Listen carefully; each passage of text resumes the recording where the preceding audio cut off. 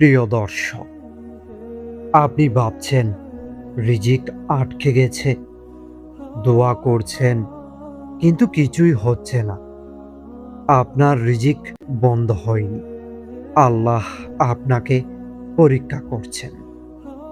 একজন মানুষ ছিল, প্রতিদিন নামাজ পড়ত, দোয়াও করত, কিন্তু তার ব্যবসা বারবার ক্ষতিগ্রস্ত হচ্ছিল। সেই ভাবল, আল্লাহ কি আমাকে ভুলে গেছেন? কিন্তু সে জানতো না এই কঠিন সময়টাই তাকে আরো শক্ত বানাচ্ছে। হঠাৎ একদিন সে বুঝতে পারল এই কষ্টই তাকে গুনাহ থেকে দূরে রেখেছে, আল্লাহর দিকে আরো কাছাকাছি নিয়ে গেছে। আর ঠিক তখনই তার জীবনে রিজিকের দরজা খুলতে শুরু করলো। মনে রাখবেন, রিজিক কখনো আটকে যায় না। আল্লাহ শুধু দেখেন আপনি ধৈর্য ধরতে পারেন কিনা।